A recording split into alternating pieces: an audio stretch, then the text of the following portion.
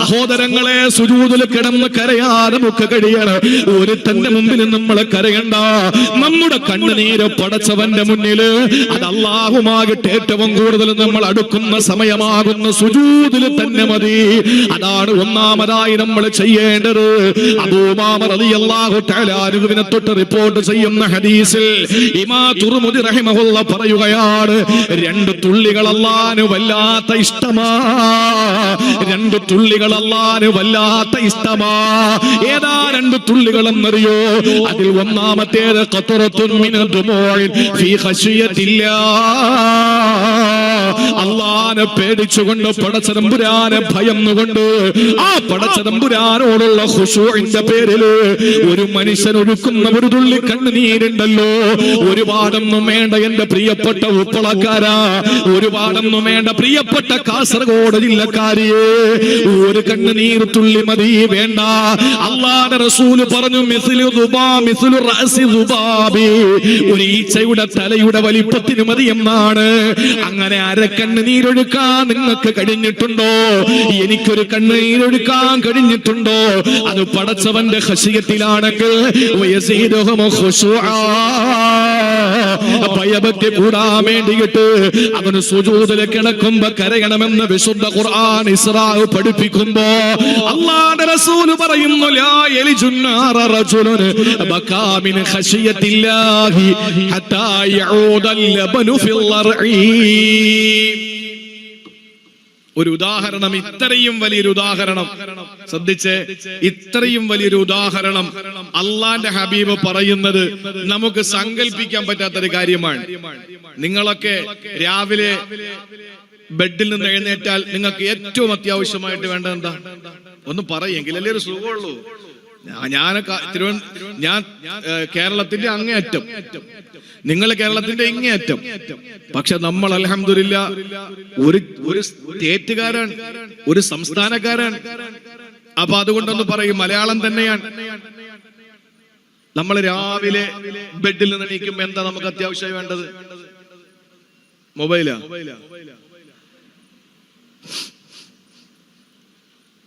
സ്നേഹമുള്ളവരെയൊക്കെ വിളിക്കാൻ വേണ്ടി മൊബൈൽ എടുക്കും, അത് സഹജമാണ്. പക്ഷെ ചിലർക്കൊക്കെ ഒരു പ്രത്യേകതയുള്ളത്, അവർക്ക് നേരം വെളുത്ത് എഴുന്നേറ്റ് കഴിഞ്ഞാൽ ഒരു ചായ കുടിക്കണം. അസർ നിസ്കാരം കഴിഞ്ഞാൽ ഒരു ചായ കുടിക്കണം. ഇത് ചില ആളുകൾക്ക് അവരുടെ ദൗർബല്യമാണ്. അത് കിട്ടിയില്ല എന്നുണ്ടെങ്കിൽ മദ്യപാനിക്ക് കള്ള് കിട്ടാത്ത, കഞ്ചാവടിക്കുന്നവന് കഞ്ചാവ് കിട്ടാത്ത അതേ അവസ്ഥയാണ് ചായ കുടിക്കുന്ന, സ്ഥിരം ചായ കുടിക്കുന്നവർക്ക് ചായ കിട്ടിയില്ലെങ്കിൽ സഹിക്കാൻ പറ്റൂല. എന്റെ കൂടെ എന്ന് പറഞ്ഞാൽ ഒരിക്കൽ വിശുദ്ധ ഉംറയ്ക്ക് ഒരു സഹോദരൻ എന്റെ റൂമിനടുത്തുണ്ടായിരുന്നു. ആ റൂമിനടുത്ത് അദ്ദേഹം ഇങ്ങനെ കറങ്ങി നടക്കുകയാണ്. നമ്മുടെ സൗദിയിലെ മസ്ജിദുൽ ഹറമിലും മസ്ജിദുൽ നബവിയുടെ അടുത്തുള്ള ചായക്കടകളിൽ നിന്ന് കിട്ടുന്ന ചായയൊന്നും അവർക്ക് പോരാ. അവർക്ക് നാട്ടിലെ ചായ തന്നെ വേണം. പല രീതിയിലാണ് ചായ. ഞങ്ങളുടെയൊക്കെ നാട്ടില് ചായ ഒഴിക്കുന്നവന് പ്രത്യേകം അവന് സമ്മാനം കൊടുക്കണം. കാരണം അങ്ങനെ ഉയർത്തിയും താഴ്ത്തിയൊക്കെ അടിച്ചിട്ടാ നമുക്ക് തരിക. ഇവിടെ അങ്ങനെയൊന്നുമല്ല. വെള്ളം വീട്ടുന്നു, പൊടിയിടുന്നു, എടുത്ത് നേരെ തരുന്നു. അവിടെ അങ്ങനെയല്ല. അവിടെ എത്രത്തോളം ഇത് അടിക്കാൻ പറ്റുമോ അത്രത്തോളം അതിന് ടേസ്റ്റ് കൂടുമെന്നാണ് നമ്മുടെ നാട്ടുകാരൊക്കെ വിശ്വസിച്ചിരിക്കുന്നത്. അപ്പൊ ഏതായിരുന്നാലും ഈ ചായക്ക് വേണ്ടി പാല് കറന്നെടുക്കുമല്ലോ, പാല് കറന്നെടുക്കും. ഞാൻ വെല്ലുവിളിക്കുകയാണ്, കാസർഗോഡ് ജില്ലയിൽ ഈ ചലഞ്ച് ഏറ്റെടുക്കാൻ ആരെങ്കിലും ഉണ്ടെങ്കിൽ ശ്രദ്ധിച്ചു കേട്ടോ. ഈ കാസർഗോഡ് ഉപ്പളയില് എന്നെ കേൾക്കുന്ന നിങ്ങൾ ആരെങ്കിലും, ഈ സ്ഥലത്തിന്റെ പേരെന്താ? പാറക്കട്ടെ. പാറക്കട്ട. ഈ പാറക്കട്ടയിലെ ആർക്കെങ്കിലും ഞാൻ വെല്ലുവിളിക്കാൻ ധൈര്യപ്പുണ്ട്. ഖത്തീബുണ്ട്, അബ്ദുള്ള ഖാസിമിയുണ്ട്, എല്ലാവരും ഇരിപ്പുണ്ട്. ഇത് ലൈവാണ്, ആർക്ക് വേണം ഏറ്റെടുക്കാം. ചലഞ്ചാണ്. നിങ്ങൾ പറയുന്നത് ഞാൻ തരും. പശുവിന്റെയോ ആടിന്റെയോ ഒട്ടകത്തിന്റെയോ എരുമയുടെയോ പാല് കറന്നെടുത്തിട്ട് ആ പാല് തിരിച്ച് എനിക്ക് ഇത്ര വേണ്ട, ഒരു 2 ഗ്ലാസ് പാലിന്റെ ആവശ്യമേ ബാക്കി തിരിച്ച് അകിടിൽ തന്നെ ഇരിക്കട്ടെ എന്ന് പറഞ്ഞിട്ട് ഈ പശുവിന്റെയോ ആടിന്റെയോ അകിടിലേക്ക്, അകിടെന്നല്ലേ പറയാ, അകിടിലേക്ക് തിരിച്ച് ആ പാലിനെ തിരിച്ചു കയറ്റാൻ ഈ ഉപ്പളയിലുള്ള ആർക്കെങ്കിലും കഴിയും? സിറിഞ്ച് വെച്ച് അടിച്ചാ കേറുവോ? അത് കൃത്യമായ ആ ചാനലിലൂടെ തന്നെ തിരിച്ചു പോകുമെന്ന് ഉറപ്പുണ്ടോ? ഇല്ല. ഒരിക്കലും മനുഷ്യനെ കൊണ്ട് ചെയ്യാൻ പറ്റാത്ത കാര്യമാണ് കറന്നെടുത്ത പാല് തിരിച്ച് അകിടിലേക്ക് കയറ്റാൻ പറ്റാത്തത്. അത് ഒരു മനുഷ്യനെ കൊണ്ട് ചെയ്യാൻ പറ്റില്ല. പറ്റുമോ? ഒരിക്കലും പറ്റില്ല എന്നതുപോലെ എത്ര ഉദാഹരണമാണ്. അല്ലാഹുവിന്റെ റസൂൽ പറഞ്ഞു, ലാ യലിജുന്നാറ റജുലുൻ ബകാ മിൻ ഖശിയത്തില്ലാ. അല്ലാഹുവിനെ ഭയന്നുകൊണ്ട് കരച്ചിൽ ഒരു തുള്ളി കണ്ണുനീര് വന്ന ഒരുത്തൻ, ഒരൊറ്റ തുള്ളി കണ്ണുനീര്, അല്ലാഹനെ പേടിച്ചുകൊണ്ട് കണ്ണീര് മതി, ഒരൊറ്റ തുള്ളി, ആ മനുഷ്യൻ നരകത്തിൽ പ്രവേശിക്കുകയില്ല. ഏതുപോലെ കറന്നെടുത്ത പാല് തിരിച്ച് അകിടിലോട്ട് കയറാത്തത് പോലെ. ഇതിനപ്പുറം ഇനി എന്താ പറയേണ്ടത്? ഇനി ഇതിനപ്പുറം എന്ത് വ്യാപ്തിയാ റസൂലുള്ള പഠിപ്പിക്കേണ്ടത്? അതുകൊണ്ട് പ്രിയപ്പെട്ടവരെ, വിശദീകരിക്കേണ്ടത് വരുമ്പോ നമുക്ക് വിശദീകരിക്കാം. സങ്കടങ്ങൾ ബോധിപ്പിക്കേണ്ടത് അള്ളാന്റെ മുമ്പിലാ. ഏറ്റവും കൂടുതൽ റബ്ബുമായിട്ട് നമ്മുടെ കണക്ഷൻ ഉള്ളത് സുജൂദിലാ. അതുകൊണ്ട് അള്ളാന്റെ ഖുർആൻ പറയുന്നു, യഖ്റൂന ലിൽ അദ്ഖാനി യബ്കൂൻ വയസീദുഹും ഖുശൂഅ. സുജൂദിൽ നിങ്ങൾക്ക് വിങ്ങിപ്പൊട്ടാൻ കഴിയുമെങ്കിൽ ഒരു തുള്ളി കണ്ണുനീര്. മദ്ഹബുകൾ വ്യത്യാസം വരുന്നുണ്ട്. പൊട്ടിച്ചിരിച്ചാൽ നിസ്കാരം ഖളാകുന്നത്, നിസ്കാരം ഖളായി പോകുന്നത് ഷാഫി മദ്ഹബിന്റെ നിയമമാണ്. പൊട്ടിച്ചിരിച്ചാൽ നിസ്കാരം ഖളായി, അല്ല നിസ്കാരം ബാത്തിലായി. നിസ്കാരം ബാത്തിലായി. ഈ നിസ്കാരം ബാത്തിലാകുന്നത് ഷാഫി മദ്ഹബിലാണ്. ഹനഫി മദ്ഹബിലാണെന്ന് തോന്നുന്നു, എനിക്ക് ഉറപ്പില്ല. നിസ്കാരത്തിൽ പൊട്ടിച്ചിരിച്ച ഒളു മുറിയും. ഹനഫിയിൽ അബ്ദുള്ള ഖാസിമി ഹനഫി മുസല്ലയിൽ ഒരുപാട് ഇമാമത്ത് നിന്നിട്ടുള്ള ആളാണ്. നോക്കെ 2 മദ്ഹബ. ഷാഫി മദ്ഹബില് നിസ്കാരത്തിൽ പൊട്ടിച്ചിരിച്ചാൽ ആ നിസ്കാരം ബാത്തിലായി, കൈയഴിച്ചിട്ട് ഒന്നുകൂടെ കെട്ടി നിസ്കരിച്ചാൽ മതി. ഹനഫി മദ്ഹബില് ഒളു തന്നെ പോയി. എന്റെ പ്രിയമുള്ള സഹോദരങ്ങളെ, അതുപോലെ ഷാഫി മദ്ഹബ് അനുസരിച്ച് നിസ്കാരത്തിൽ നമ്മൾ കരയുമ്പോ ശബ്ദം പുറത്തു വന്ന നിസ്കാരം ബാത്തിലാണ്. പക്ഷെ നമുക്ക് നമ്മുടെ സങ്കടങ്ങൾ പറയണ്ടല്ലോ. പടച്ചവന്റെ മുന്നിൽ നമ്മുടെ മനസ്സിലേക്ക് കൊണ്ടുവന്നിട്ട് ആ സുജൂദിൽ കിടന്ന് കരയാ, കണ്ണുനീരൊലിപ്പിക്കാ. നമ്മുടെ കണ്ണുനീര് ആ സുജൂദിലൂടെ മുസല്ല നനയട്ടെ, നിസ്കാര സ്ഥലം നനയട്ടെ. നമ്മുടെ സങ്കടങ്ങൾ അല്ലാഹുവിന്റെ മുന്നിൽ അവതരിപ്പിക്കാൻ നമുക്ക് കഴിയുന്ന ഇടം സുജൂദ് തന്നെയാ. അതുകൊണ്ട് ഒന്നാമത്തെ സ്ഥലം അത് തന്നെയാണ്. ഇനി ഞാൻ പറയട്ടെ, രണ്ടാമത്തേത് എപ്പോഴെന്നറിയോ സഹോദരങ്ങളെ? സൂറത്തുൻ നജ്മിലൂടെ അല്ലാഹു പരിചയപ്പെടുത്തിയതാണ് രണ്ടാമത്തേത്. സൂറത്തുൻ നജ്മ് 57-ാമത്തെ ആയത്തിലൂടെ അല്ലാഹു പറയുകയാണ്, മറക്കല്ലേ, 4 സ്ഥലങ്ങളിൽ രണ്ടാമത്തെ സ്ഥലം ഏതെന്നറിയോ? അല്ലാഹു പറയുകയാണ്, അസിഫത്തിൽ ആസിഫ ലൈസ ലഹാ മിൻ ദൂനില്ലാഹി كاشفا أفمن هذا الحديث تعجبون وتضحكون ولا تبكون. സൂറത്തുൻ നജ്മിലൂടെ അല്ലാഹു ചോദിക്കുകയാ, അസിഫത്തിൽ ആസിഫ, ഇതാ ലോകാവസാനം ആസന്നമായിരിക്കുകയാ. എന്നായത് പറഞ്ഞതെന്ന് കൂടി മനസ്സിലാക്കണം. 2024 ജനുവരി മാസം 2-3 തീയതിയിൽ പറഞ്ഞതല്ല, 2-ാം തീയതി പറഞ്ഞതല്ല, നാളത്തെ 4-ാം തീയതി പറയുന്നതല്ല.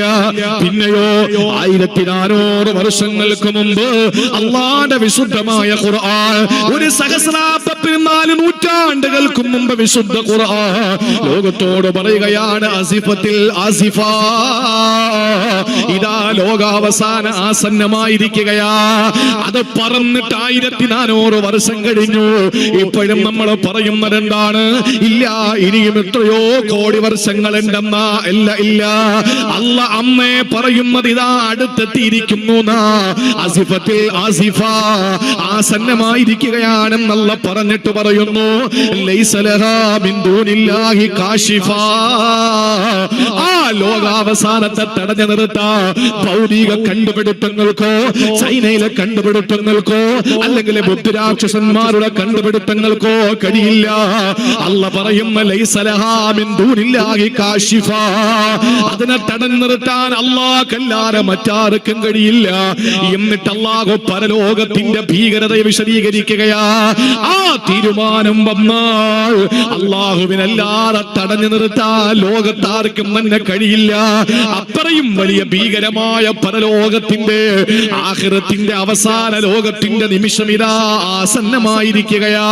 ഇത് പറഞ്ഞിട്ട് അല്ലാഹു ചോദിക്കുന്ന ഒരു ചോദ്യമാണ്, അഫമിൻ ഹാദൽ ഹദീസ് തഅജബൂ, നിങ്ങൾ അത്ഭുതത്തോടെ ഈ വാർത്ത കേട്ടിട്ട്, ഈ അത്ഭുതത്തോടെ ഈ വാർത്ത നിങ്ങൾ കേട്ടിട്ട് എന്തേ തൽഹഖൂന വലാ തബ്കൂ, കരയാതെ ചിരിക്കുകയാണോ പൊട്ടന്മാരെ? അല്ലാഹു ചോദിക്കുകയാണ്. ഇതാ പരിശുദ്ധമായ ഖുർആൻ പറയുന്നു, ലോകാവസാനം ആസന്നമായിരിക്കുകയാണ്. അതിനെ തടഞ്ഞു നിർത്താൻ പടച്ചവനല്ലാതെ കഴിയൂല. ആകാശം പൊട്ടിപ്പിളരും, ഭൂമി പൊട്ടിക്കീറും, നക്ഷത്രങ്ങളും സൂര്യനും എല്ലാം ഇളകി വീഴും, കടല് മുഴുവൻ കത്തിക്കപ്പെടും, പർവ്വതങ്ങളെല്ലാം തകോനൽ ജിബാലു കൽഇഹ്നിൽ മൻഫൂർ, നീലഗിരിയെല്ലാം അപ്പുപ്പം പാടി പോലെ പറന്നു നടക്കുമെന്നാണ്. അങ്ങനെയുള്ള ഭീകരമായ പരലോകം ഇതാസന്നമാണ്. ഇതെല്ലാം അത്ഭുതകരമായി നിങ്ങൾ കേട്ടുകൊണ്ടിരിക്കുമ്പോ തൽഹഖൂന വലാ തബ്കൂ, ആഖിറത്തെ പറ്റി നിങ്ങൾ ഓർത്തിട്ട് നിങ്ങൾ എന്തേ കരയാതെ ചിരിക്കുന്നടാ പൊട്ടന്മാരെ? അല്ലാഹു ചോദിക്കാൻ. അപ്പൊ രണ്ടാമതായിട്ട് നമ്മൾ കരയേണ്ടത് ആഖിറത്തിനെ ഓർത്തിട്ടാണ്. പടച്ചവനെ എത്തിപ്പോയല്ലോ, അത് ആ അവസാന ദിവസം എത്തിപ്പോയല്ലോ. നിങ്ങൾ നോക്ക്, ഏത് അടയാളമായി ഇനി വരാനുള്ളത്? ലോകാവസാനത്തിന്റെ സകല അടയാളങ്ങളും വന്നില്ലേ? ലോകാവസാനത്തിന്റെ അടയാളം എന്താ? നട റോഡിൽ വ്യഭിചരിക്കുന്ന കാലം. നട റോഡിൽ വ്യഭിചരിക്കുന്ന കാലം. അന്ന് ആ നാട്ടിലെ ഏറ്റവും വലിയ സൂക്ഷ്മതയുള്ളവന്റെ അടയാളം, അവൻ വന്നിട്ട് ഈ വ്യഭിചരിക്കുന്ന ആളുകളോട് പറയുമത്രേ, അങ്ങോട്ടോ ഇങ്ങോട്ടോ ഒന്ന് മാറിക്കടന്ന് ചെയ്തൂടെ, ഇതെന്താ നിങ്ങൾ ഈ കാണിക്കുന്നത്? ഇങ്ങനെ പറയുന്നവനാണ് ആ കാലഘട്ടത്തിലെ ഏറ്റവും വലിയ തഖ്വയുള്ളവനെന്ന് നബി മുഹമ്മദ് മുസ്തഫ. ഇത് വന്നില്ലേ? വന്നോ ഇല്ലേ? നിങ്ങൾ പറ. വന്നില്ലെങ്കിൽ രാവിലെ വാ, കാസർഗോഡ് ബസ് സ്റ്റാൻഡ് അവിടെ വാ, കാണിച്ചു തരാം. എത്ര പ്രാദേശിക ചാനലിൽ വന്നതാ പൈങ്കിളികള് സ്കൂളിൽ പോകാതെ. അള്ളാഹു നമ്മളെ കാത്തുരക്ഷിക്കട്ടെ. പ്രിയപ്പെട്ട സഹോദരങ്ങളെ, ആ സമയത്ത് റസൂലുള്ള പറയുന്നു, ചോദിക്കാൻ ഒരുത്തനുമില്ല. ചോദിച്ച അപ്പോഴേ ഞാൻ ഇപ്പോഴും ഓർക്കുന്നത് കാസർഗോഡ് ജില്ലയിൽ നടന്നൊരു സംഭവമാണ്. എന്റെ കൂടെ വന്ന താജുദ്ദീൻ സാഹിബ് നെല്ലിക്കട്ട അന്ന് എന്നോട് ഈ വാർത്ത ഇട്ട് തന്നിട്ട് കാണാൻ വേണ്ടി പറഞ്ഞു.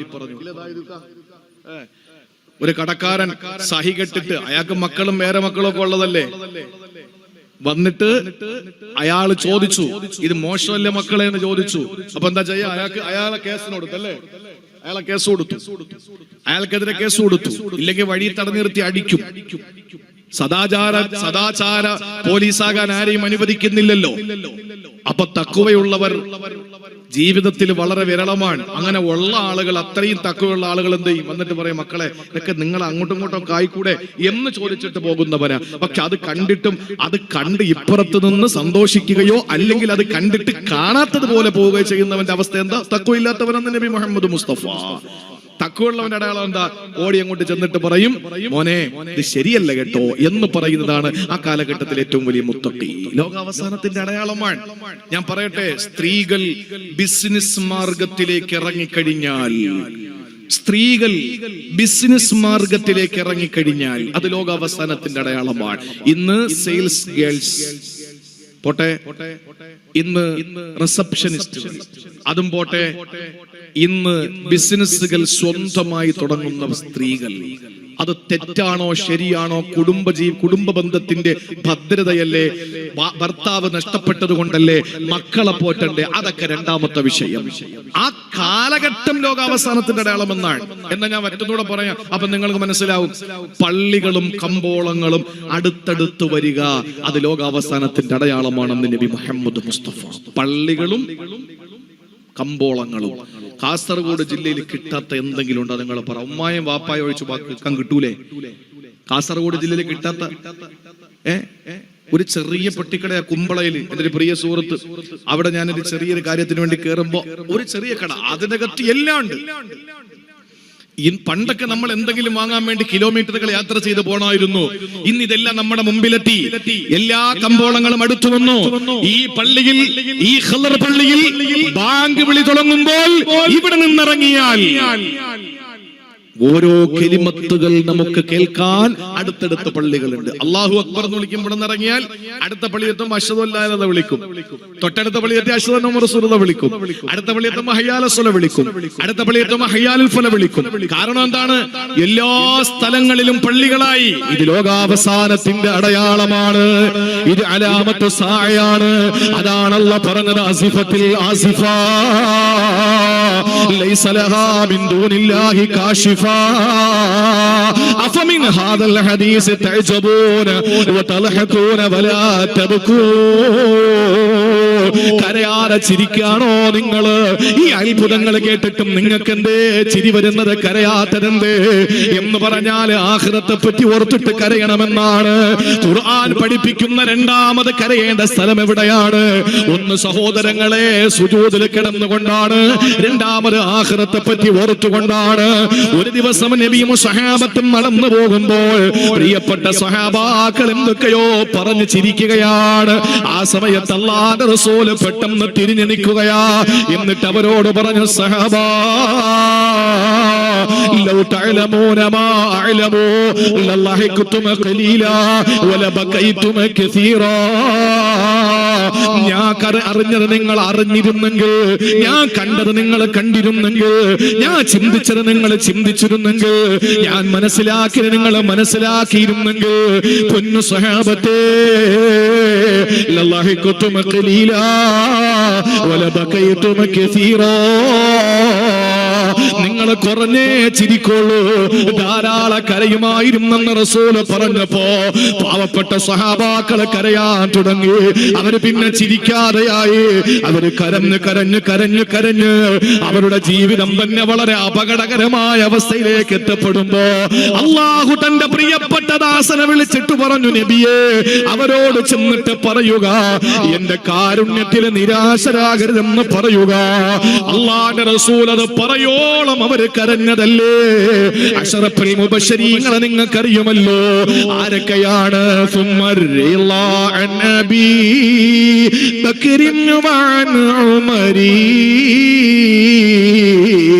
വഅൻ അലി വഅൻ ഉസ്മാൻ ബിൽ കറമി സഈദിൻ സഈദിൻ സുബൈരിൻ തൽഹത്തിൻ വഅബി ഉബൈദത്തിൻ വബിനി ഔഫിൻ നാശിരിൽ കറമി. അല്ലാഹുവിന്റെ സ്വർഗം കൊണ്ട് സുവിശേഷം അറിയിക്കപ്പെട്ട 10 പേര്. ആ 10 പേരും സ്വർഗത്തിന്റെ പാസ് ദുനിയാവിൽ വെച്ച് വാങ്ങിയിട്ട് അല്ലാഹുവിന്റെ സ്വർഗത്തിലേക്ക് പോകാൻ വേണ്ടിയിട്ട് കാത്തിരിക്കുന്നവരാ. ഈ 10 പേരുടെയും ചരിത്രം പരിശോധിക്ക്. ഈ ചരിത്രത്തിൽ കാണാം, ഈ 10 പേരും ജീവിതത്തിൽ കരഞ്ഞവരായിരുന്നു. ഈ 10 പേരും ജീവിതത്തിൽ കുറച്ച് ചിരിച്ചവരും ധാരാളം കരഞ്ഞവരുമായിരുന്നു. സഹോദരങ്ങളെ, അള്ളാഹുവിന്റെ ഹബീബിനെ പറ്റി പറയുന്നത് നേരിട്ട് നരകവും നേരിട്ട് സ്വർഗവും നിസ്സാരമാണെന്ന് കരുതരുത്. നരകത്തിന്റെയും സ്വർഗത്തിന്റെയും ആ ചിത്രങ്ങൾ വളരെ വ്യക്തമായി നേരിട്ട്. അപ്പൊ നിങ്ങൾ ചോദിക്കും, നരകവും സ്വർഗവും ഇപ്പൊ ഉണ്ടാ? അത് പിന്നീട് ഉണ്ടാവുന്ന കാര്യമല്ലേ? അല്ലെ, എങ്ങനെയല്ലേ? സ്വർഗം ഇപ്പൊ ഉണ്ടാ? സ്വർഗം ഇപ്പോഴുണ്ടോ? ഏറ്റവും കൂടുതൽ വാഴ കിടക്കുന്ന ജില്ല കാസർഗോഡ് ജില്ലയാണ്. സ്വർഗം നിലവിലുണ്ടോ? എന്തിനാ പേടിക്കുന്നത്? സ്വർഗം നിലവിലുണ്ട്. ഓരോ റമളാനിലും അതിനെ മോടി പിടിപ്പിക്കുന്നല്ലേ? ഓരോ റമളാനിലും അതിന് മോടി പിടിപ്പിച്ചുകൊണ്ടിരിക്കും. നരകം നിലവിലുണ്ട്. നരകം നിലവിലുണ്ട്. ആ നരകവും സ്വർഗവും നേരിട്ട് കണ്ടിട്ട് അള്ളാന്റെ ഹബീബ് മുശാഹദത്തൻ വതഹ്ഖീഖൻ നേരിട്ട് കണ്ട പ്രവാചകൻ സല്ലല്ലാഹു അലൈഹി വസല്ലമ തങ്ങൾ ജീവിതത്തിൽ വളരെ കുറഞ്ഞ് ചിരിക്കുകയും ഒത്തിരി കരയുകയും ചെയ്തിരുന്നു. എന്താ കാരണം? മുശാഹദത്തൻ വ മുആയനത്തൻ വതഹ്ഖീഖൻ അള്ളാന്റെ സ്വർഗവും നരകവും കണ്ടതുകൊണ്ടാണ്. നമ്മൾ ഇതൊന്നും കാണാത്തത് കൊണ്ട് നമുക്ക് നേരെ തല തിരിഞ്ഞു പോയി. കരച്ചിൽ കുറവും ചിരി കൂടുതലും. അതുകൊണ്ട് നേരെ തിരിയണം, ഉൾട്ട നേരെ തിരിഞ്ഞു വാ. എന്നിട്ട് കൂടുതൽ കരഞ്ഞോ, വളരെ കുറച്ച് ചിരിച്ചോ. ഇത് നമ്മുടെ ബാധ്യതയാണ്, ഒരു മുസൽമാന്റെ ബാധ്യതയാണ്.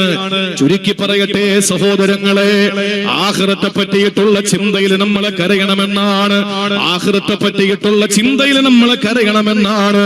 സ്വർഗം കിട്ടിയവര് പോലും അല്ലാഹ് സ്വർഗം കിട്ടുമെന്ന് ഉറപ്പായി ആ സ്വർഗത്തിന്റെ പാസ് ലഭിച്ചവര് പോലെ കരച്ചിലല്ലേ. എന്നാൽ ഇനി ഞാൻ പറയട്ടെ, മൂന്നാമത്തെ സ്ഥലമേതെന്നറിയോ? മറക്കല്ലേ, ഒന്ന് സുജൂദിൽ കിടക്കുമ്പോഴാണ് എല്ലാ സങ്കടങ്ങളും എല്ലാ പ്രശ്നങ്ങളും അല്ലാഹുവിന്റെ മുന്നിൽ തുറന്നു പറഞ്ഞിട്ട് അവിടെ കിടന്ന് തേങ്ങിക്കരയാ നമുക്ക് കഴിയേണ്ടതുണ്ട്. എന്നാ രണ്ടാമതായിട്ട് ആഖിറത്തിനെ ഓർത്തിട്ടാണ്. അത് സുജൂദിലാകണമെന്നില്ല, അത് വീട്ടിലായാലും മതി, അത് കച്ചവടത്തിലായാലും മതി, അത് വാഹനത്തിലായാലും മതി, എവിടെയാണെങ്കിലും ആഖിറത്തെ ഓർത്തിട്ട് ഒരു തുള്ളി കണ്ണീരൊഴുക്കണേ. ഇനി മൂന്നാമത് അല്ലാഹുവിന്റെ ഖുർആൻ പറഞ്ഞു. മൂന്നാമത് എവിടെയാണെന്നറിയോ? അതല്പം ഞാനൊന്ന് വിശദീകരിക്കുകയാ. മൂന്നാമത് നമ്മൾ കരയേണ്ടത് എപ്പോഴെന്നറിയോ? വിശുദ്ധമായ ഖുർആൻ സൂറത്തുൽ മറിയം 58-ാമത്തെ ആയത്തിൽ അല്ലാഹ് പറയുകയാ, വഇദാ തുത്ലാ അലൈഹിം ആയാതുർ റഹ്മാൻ ഖറൂ സുജ്ജദാ വബുകിയാ. അമ്പിയാക്കളെ പറ്റി പറയുന്നതാ, അമ്പിയാ മുർസലീങ്ങളെ പറ്റി പറയുന്ന കഥയാ. എന്താണ്? വഇദാ തുത്ലാ അലൈഹിം ആയാതുർ റഹ്മാൻ, അല്ലാഹുവിന്റെ ആയത്തുകൾ അവരുടെ മുന്നിൽ ഓതപ്പെട്ടാൽ, ഖുർആൻ ഓതപ്പെട്ടാൽ, നമ്മുടെ മുന്നിൽ ഖുർആൻ ഓതുമ്പോ കരച്ചിലുണ്ടാവണം. എന്റെ ഏറ്റവും പ്രിയപ്പെട്ട ഒരാള് അതേ എന്നോട് പറയാറുണ്ട്, ഖുർആൻ ഓതുമ്പോ എനിക്ക് കരച്ചിൽ വരികയാണ്, അതിനെപ്പറ്റി ഓർക്കുമ്പോഴും എനിക്ക് കരച്ചിൽ വരുമെന്നാണ്. പ്രിയപ്പെട്ടവരെ, വിശുദ്ധ ഖുർആനിൽ അല്ലാഹു തആല സൂറത്തു മറിയമിൽ പറയുകയാണ് അമ്പിയാക്കളുടെ വിശദീകരണം. അമ്പിയാക്കൾ ആരായിരുന്നു?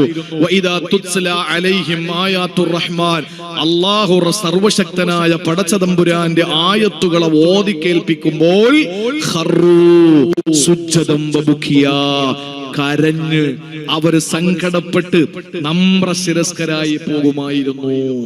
ഇവിടെയൊക്കെ തിലാവത്തിന്റെ സുജൂ, ഈ പറഞ്ഞ 3 ആയത്തുകളും തിലാവത്തിന്റെ സുജൂദുള്ള ആയത്തുകളാണ്. അതും കൂടെ നമ്മൾ മനസ്സിലാക്കണം.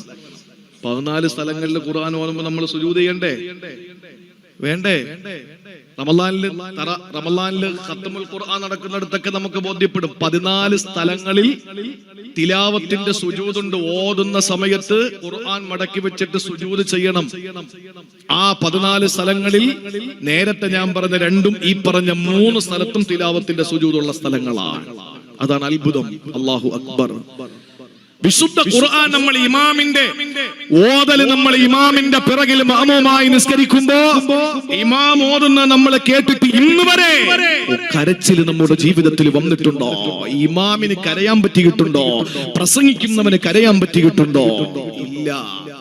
നിങ്ങൾ നോക്ക്, മസ്ജിദുൽ ഹറമില്, പരിശുദ്ധമായ മസ്ജിദുൽ ഹറമില്, അവിടെ ഇമാമത്ത് നിൽക്കുന്ന മസ്ജിദുൽ ഹറമിലെ പ്രവിശാലമായ പള്ളിയുടെ ഇമാമ് അള്ളാഹുവിന്റെ അദാബിന്റെ ആയത്തുകൾ എത്തുമ്പോ, റഹ്മത്തിന്റെ ആയത്തുകൾ എത്തുമ്പോ, അനുഗ്രഹങ്ങളെ പറ്റി പറയുന്ന ആയത്തുകൾ എത്തുമ്പോൾ ആ ഓതല് പൂർത്തിയാക്കാൻ കഴിയാതെ അവർ കരയുന്ന, നിലവിളിക്കുന്ന എത്ര അനുഭവങ്ങൾ നമ്മൾ കണ്ടതാണ്. ഇന്റർനെറ്റിൽ നിങ്ങൾ പരിശോധിച്ചു നോക്ക്. ഹറമിലെ പള്ളിയുടെ ഇമാമിന്റെ കരച്ചിലെന്ന് ഇംഗ്ലീഷ് അറിയാത്തവരുണ്ടെങ്കിൽ അങ്ങനെ അടിച്ചാലും മതി, അറബി അറിയാത്തവരാണെങ്കിൽ അങ്ങനെ അടിച്ചാലും മതി. എന്താണ് ഹറമിലെ പള്ളിയിലെ ഹറം ഇമാമിന്റെ കരച്ചിലെന്ന് അടിച്ചു നോക്ക്. അവരുടെ നിസ്കാരത്തിൽ ഖുർആൻ ഓതുമ്പോൾ കരച്ചിൽ അതാണ് കാണേണ്ടത്, അതാണ് എടുത്തു വെച്ച് കാണേണ്ടത്. അല്ലാതെ മറ്റു കാര്യങ്ങളല്ല നമ്മൾ കാണേണ്ടത് അതൊക്കെയാണ്. ഹൃദയത്തിന് നമുക്ക് മാറ്റം ഉണ്ടാവും. അള്ളാഹു തൗഫീക്ക് തരട്ടെ. വിശുദ്ധ ഖുർആൻ ഓതുന്നത് കേൾക്കുമ്പോൾ നമ്മൾ കരയണമെന്നാണ് വിശുദ്ധ ഖുർആൻ മൂന്നാമതായി പറഞ്ഞത്.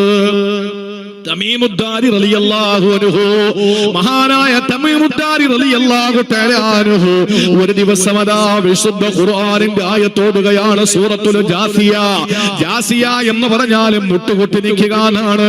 സഹോദരങ്ങളെ, ആ അധ്യായത്തിന്റെ ആയത്തോടിയിട്ട് മഹാനായ തമീമുദ്ദാരി റളിയല്ലാഹു അൻഹു ഏത് ആയത്താണ് ഓതിയതെന്നറിയോ? അമഹസിബല്ലദീന ജതറഹു സയ്യിആ ഐ അൻ നജഅലഹും കല്ലദീന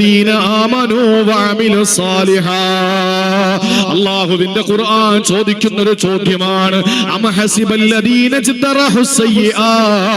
തിന്മകൾ ചെയ്യുന്ന ആളുകൾക്ക് ഭാവിക്കുന്നുണ്ടോ, അവര് ചിന്തിക്കുന്നുണ്ടോ, അവര് ഭാവിക്കുന്നുണ്ടോ?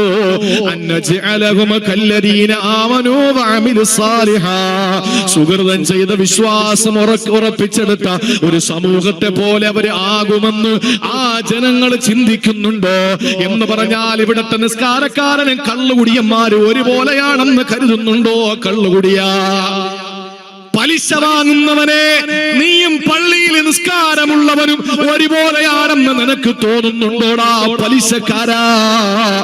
പലിശക്കാരാ നിനക്ക് തോന്നുന്നുണ്ടോ? നാളെ പടച്ചവന്റെ കോടതി എത്തുമ്പോ പറയും മാറി നിൽക്കലാ തെമ്മാടി. ഇവിടെ തമ്മാടി എന്ന് വിളിച്ചാൽ പള്ളന്നോ ചീത്തന്നോ അല്ലല്ല. ആണോ ആണോ ആണോ ആണോ മാറി നിക്കട. ഇന്നേ ദിവസം മാറി നിക്കട. അയ്യുഹൽ മുജ്രിമൂൻ, എടാ മുജ്രിമേ, നീ ജീവിതത്തിൽ സുഹൃതം ചെയ്യാറ് തിന്മകൾ മാത്രം ചെയ്തവനല്ലേ, മാറി നിക്കട ഇങ്ങോട്ട്. അള്ളാഹു പറയും, നല്ല പുണ്യവാളന്മാരെ, മഹാന്മാരെ, സാദാത്യങ്ങളെ, അമ്പിയാക്കളെ, ഔലിയാക്കളെ, ആരിഫീങ്ങളെ അവരുടെ അടുക്കൽ ചെന്ന് ഒട്ടിച്ചേർന്ന് നിൽക്കാൻ വേണ്ടിയിട്ട് ഇവിടുത്തെ പലിശക്കാരനും കള്ളുകുടിയന്മാരും ശ്രമിക്കുമ്പോൾ അള്ളാഹു അവരോട് പറയും മാറിക്കടാ, ഇങ്ങോട്ട് മാറി നിക്കടാ എന്ന് നാളെ പറയും. സൂറത്ത് യാസീനാണത്. പ്രിയപ്പെട്ടവരെ, ആ സമയത്ത് അള്ളാഹു ചോദിക്കുകയാണ്, തിന്മകളുടെ മേൽ പ്രവർത്തനങ്ങളുടെ മുഴുവൻ തിന്മകളും ചെയ്തു കൂട്ടിയ ഒരു മനുഷ്യൻ, അള്ളാഹു തന്ന അനുഗ്രഹങ്ങൾക്കെതിരെ നന്ദികേട് കാണിച്ചവൻ, പലിശപ്പണം തിന്നിട്ട് കൊഴുത്തു തടിച്ചവന്റെ ശരീരമുള്ളവൻ, മദ്യപാനം നടത്തിയവൻ, പലിശ വാങ്ങിയവൻ, ഇങ്ങനെയുള്ള ആളുകള് സാധാരണക്കാരായ സൽസ്വഭാവികളായ സുഹൃതം ചെയ്യുന്ന മനുഷ്യരെ പോലെയാണെന്നാണോ ഭാവിക്കുന്നത് എന്ന ഒരൊറ്റ ചോദ്യം വിശുദ്ധ ഖുർആൻ സൂറത്തുൽ ജാസിയ ചോദിച്ചപ്പോൾ രാത്രി ഇശാ നിസ്കാരത്തിന്റെ സമയത്ത് തമീമുദ്ദാരി റളിയല്ലാഹു അൻഹു ഇത് ഓതിയിട്ട് അദ്ദേഹത്തിന് അന്ന് ഉറങ്ങാൻ പറ്റിയില്ല. സുബഹി വരെ അദ്ദേഹം കരഞ്ഞു. സുബഹി വരെ കരഞ്ഞു. നമ്മളാണെങ്കിലോ പ്രിയപ്പെട്ടവരെ, നമ്മുടെ ജീവിതത്തിൽ ഏതെങ്കിലും ഒരു സമയത്ത് ഒരു ആയത്ത് നമ്മൾ കേട്ടിട്ട് ഇന്ന് വരെ നമുക്ക് കരയാൻ കഴിഞ്ഞിട്ടുണ്ടോ? ആ ഒരു കരച്ചില് നമുക്ക് വരത്തക്കവണ്ണം നമ്മുടെ ഹൃദയം ഖുർആനുമായിട്ട് പാകപ്പെടുത്തപ്പെട്ടിട്ടുണ്ടോ? ഇതൊന്നുമില്ലെങ്കിൽ തമീമുദ്ദാരി റളിയല്ലാഹു അൻഹുവിന്റെ ചരിത്രം പറയുന്നത്, ഈ ആയത്തോതിയിട്ട് സുബഹി വരെ മഹാനവറുകൾ ഉറങ്ങാതെ കരഞ്ഞു എന്നാ. അല്ലാഹു പറയുന്നു, വഇദാ തുസ്ലാ അലൈഹിം ആയാത്തുർ റഹ്മാനി ഖറൂ സുജദാ വബുകിയാ. സുജൂദിലായി കിടന്ന് കരയുന്നവരെ അല്ലാഹുവിന്റെ ഖുർആൻ കേൾക്കുമ്പോൾ കരയുന്നതാണ് മൂന്നാമത്തെ സന്ദർഭമെന്ന് വിശുദ്ധ ഖുർആൻ പരിചയപ്പെടുത്തുമ്പോൾ അബ്ദുല്ലാഹി ഇബ്നു മസ്ഊദ് റളിയല്ലാഹു തആല അൻഹുവിനോട്, ആരാണ് ഇബ്നു മസ്ഊദ് എന്ന് നിങ്ങൾക്ക് അറിയുമല്ലോ, പ്രമുഖനായ സഹാബിയ. വിശുദ്ധ ഖുർആൻ ജിബ്രീൽ എങ്ങനാണോ റസൂലിന് ഓതിക്കൊടുത്തിട്ടുള്ളത് അതുപോലെ ഓതുന്ന ഒരേ ഒരു സഹാബി ആരാ? അത് ഇബ്നു മസ്ഊദ് റളിയല്ലാഹു അൻഹുമയാ. മഹാനവറുകളുടെ പ്രത്യേകത തന്നെ അത് തന്നെയാ. അബൂബക്കർ തങ്ങളെക്കാൾ, ഉമറുൽ ഫാറൂഖിനേക്കാൾ, ഉസ്മാൻ തങ്ങളെ സ്വരങ്ങളെക്കാൾ സ്വരമാധുര്യത്തിന്റെ പ്രതീകമേ സയ്യിദുനാ ബിലാൽ റളിയല്ലാഹു അൻഹുവിനേക്കാൾ ഏറ്റവും നല്ല നിലയിൽ അല്ലാഹുവിന്റെ ഖുർആൻ അവതരിപ്പിച്ച അതേ കോലത്തില്, രൂപത്തില്, ഭാവത്തില്, അതേ ശൈലിയില് ഖുർആൻ ഓതുന്ന ഒരേ ഒരു സഹാബി ഇബ്നു മസ്ഊദ. അല്ലാഹുവിന്റെ റസൂലാണത് പരിചയപ്പെടുത്തിയത്. ആ അബ്ദുല്ലാഹി ഇബ്നു മസ്ഊദ് തങ്ങളോട് ഒരിക്കൽ റസൂലുള്ളാഹി പറഞ്ഞു, ഇബ്നു മസ്ഊദേ, ഒന്ന് ഖുർആൻ ഓതുവോ, ഞാനൊന്ന് കേട്ടോട്ടെ. ഒന്ന് ഖുർആൻ ഓത്, ഞാനൊന്ന് കേൾക്കട്ടെ. ആ സമയം ഇബ്നു മസ്ഊദ് റളിയല്ലാഹു അൻഹു ചോദിച്ചു, നബിയേ നബിയേ നബിയേ, നിങ്ങളുടെ പേരിലല്ലേ, നിങ്ങളുടെ മേലിലല്ലേ ഖുർആൻ ഇറങ്ങിയത്? നിങ്ങളുടെ മേലിലല്ലേ ഖുർആൻ അവതരിപ്പിച്ചത്? ആ ഖുർആൻ ഞാൻ ഓതണമെന്നാണോ നിങ്ങൾ പറയുന്നത്? നിങ്ങൾക്കല്ലേ ഖുർആൻ ഇറങ്ങിയത്?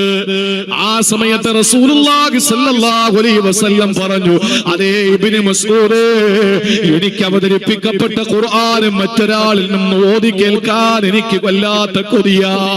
അതുകൊണ്ട് ഓതു, ഞാൻ കേൾക്കട്ടെ. ഓതു, ഞാനൊന്ന് കേൾക്കട്ടെ. ആ സമയത്ത് അബ്ദുല്ലാഹി ഇബ്നു മസ്ഊദ് റളിയല്ലാഹു അൻഹു ഓതാൻ തുടങ്ങി സൂറത്തുൻ നിസാ.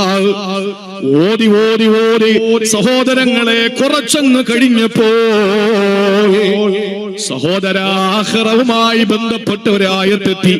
അല്ലാഹുവിന്റെ ഹബീബ് എല്ലാവർക്കും നാളെ സാക്ഷിയാണെന്ന ആയത്തെത്തുമ്പോൾ മഹാനായ ഇബ്നു മസ്ഊദ് റളിയല്ലാഹു തആല അൻഹു തിരിഞ്ഞു നോക്കി റസൂലുള്ളാഹിനെ എന്ത് ചെയ്യുന്നു എന്നറിയാൻ വേണ്ടിയിട്ട് ഹബീബിനെ നോക്കുമ്പോൾ ഫഇദാ ഇലാഹു തദ്രിഫാ.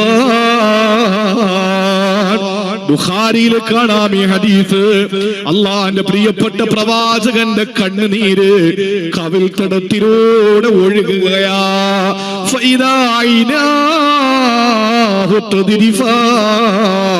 രണ്ട് കണ്ണുകളതാ കണ്ണുനീരൊഴുക്കുകയാ. ഖുർആൻ കേട്ടിട്ട് റസൂലുള്ളാഹി കരഞ്ഞു. ഖുർആൻ കേട്ടിട്ട് റസൂലുള്ളാഹി കരഞ്ഞു. ഒരു സഹാബി മാത്രമല്ല, എന്നെ കേൾക്കുന്ന സഹോദരിമാരോട് ഞാൻ പറയുകയാ, നിങ്ങൾ ചിന്തിക്കും അല്ലാഹുവിന്റെ റസൂല് കരഞ്ഞു, ശരി, തമീമുദ്ദാരി തങ്ങൾ കരഞ്ഞു, ശരി. പക്ഷേ അവരൊക്കെ ആണുങ്ങളായതുകൊണ്ട് കരഞ്ഞതാണ്. ഞങ്ങൾക്ക് കരയാൻ പറ്റുന്നില്ല, അവസരമില്ല. ഞങ്ങൾക്ക് പള്ളിയിലെ ഓതല് കേൾക്കാനും പറ്റുന്നില്ല.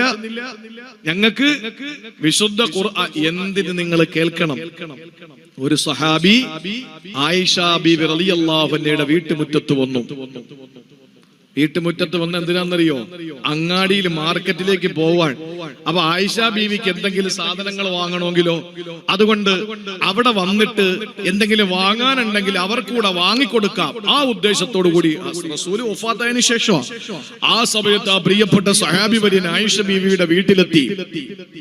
എന്നിട്ട് ആ വീട്ടിൽ നിന്നിട്ട്, വീട്ടിന്റെ പുറത്തു നിന്നിട്ട് ആയിഷ ബീവി വിളിച്ചിട്ട് വിളിയേക്കുന്നില്ല. നോക്കുമ്പോ അകത്ത് നിസ്കരിക്കുകയാണ് അവര്. അവരകത്ത് നമസ്കരിക്കുകയാണ്. നമസ്കാരത്തിൽ ഓതുന്ന ആയത്ത് വിശുദ്ധ ഖുർആനിന്റെ ഒരായത്ത്, സൂറത്തു തൂറിലെ ഒരായത്ത് ആയിഷ ബീവി നിസ്കാരത്തിൽ ഓതാ. നിങ്ങൾ ശ്രദ്ധിച്ചു കേൾക്കണം, പ്രത്യേകിച്ച് സഹോദരിമാര്. അവര് സ്വന്തമായിട്ട് ഓതുകയാണ്, വേറൊരാൾ ഓതി കൊടുക്കുന്നതല്ല. വീട്ടിന്റെ അകത്തളങ്ങളിൽ ആയിഷ ബീവി നിസ്കരിച്ചുകൊണ്ട് നിൽക്കുമ്പോ ആയിഷ ബീവി റളിയല്ലാഹു തആല അൻഹ നിസ്കാരത്തിൽ അവർ ഓതുന്നു, ഫമന്നല്ലാഹു അലൈനാ വവഖാനാ അദാബസ്സമൂ. ഈ ആയത്ത് ഓതിയിട്ട് ആയിഷ ബീവി കരയുകയാ. ആയിഷ ബീവി കരയുകയാ. എന്താ അർത്ഥമെന്നറിയോ? ഫമന്നല്ലാഹു അലൈനാ, അല്ലാഹു നമുക്ക് നിഅമത്ത് തന്നിരിക്കുകയാ. അവൻ മിന്നത്ത് തന്നിരിക്കുന്നു. മന്നാനായ അല്ലാഹ് അവന്റെ മിന്നത്ത് കൊണ്ട് ഞങ്ങളെ ഹിദായത്തിലേക്ക് കൊണ്ടുവന്നിരിക്കുന്നു. അല്ലാഹ് വവഖാനാ അദാബസ്സമൂ. നാളത്തെ നാരകീയ ശിക്ഷയുടെ ചൂടിൽ നിന്ന് ഞങ്ങളെ അല്ലാഹു കാത്തിരിക്കുകയാ. അല്ലാഹു ഞങ്ങളെ കാത്തിരിക്കുകയാണ്. പടച്ച തമ്പുരാൻ ഞങ്ങൾക്ക് പ്രൊട്ടക്ഷൻ നൽകിയിരിക്കുകയാണ്. എന്നിട്ടോ അല്ലാഹു നമുക്ക് അവന്റെ അനുഗ്രഹമാകുന്ന ഈമാൻ നൽകിയിരിക്കുകയാണ്. ഈ ആയത്ത് സൂറത്തു തൂറിലെ ആയത്താണ്. ഇതോദിയിട്ട് ആയിഷ ബീവി കരയുകയാ. ഈ സഹാബി കുറെ നേരം അവിടെ നിന്നു. കുറച്ചധികം സമയം അവിടെ നിന്നു. എന്നിട്ട് അവർക്ക് നിസ്കാരത്തിൽ നിന്ന് മാറിയിട്ട് വേണമല്ലോ എന്തെങ്കിലും വേണോന്ന് ചോദിക്കാൻ. അവർ ഈ ഒരു ആയത്ത് ഓതിയിട്ട് ഇങ്ങനെ കരഞ്ഞോണ്ടിരിക്കുന്നു. അദ്ദേഹം കരുതി ഞാൻ പോയി എനിക്കുള്ള സാധനങ്ങൾ വാങ്ങിയിട്ട് വരാം. എന്റെ സാധനങ്ങൾ വാങ്ങിയിട്ട് വന്നിട്ട്, അടുത്താണല്ലോ മാർക്കറ്റ്, ആയിഷ ബീവി നമ്മുടെ ഉമ്മയ്ക്ക് എന്തെങ്കിലും വേണമെങ്കിൽ ഞാൻ വീണ്ടും പോകാം. അദ്ദേഹത്തിന്റെ ആവശ്യം സാധനങ്ങൾ വാങ്ങാൻ വേണ്ടി കടയിൽ പോയിട്ട് തിരിച്ചു വന്നപ്പോഴും സുബ്ഹാനല്ലാഹ് അവര് നിസ്കാരത്തിൽ തന്നെ ഈ ആയത്തോതിയിട്ട് അവരിങ്ങനെ കരഞ്ഞുകൊണ്ടിരിക്കുകയാ. ഞാൻ ചോദിക്കട്ടെ സഹോദരങ്ങളെ, വിശുദ്ധ ഖുർആനിന്റെ ആയത്തോതിയിട്ട് ഇന്ന് വരെ നമുക്കൊരു തുള്ളി കണ്ണുനീര് നമ്മുടെ കണ്ണിൽ നിന്ന് വന്നിട്ടുണ്ടോ?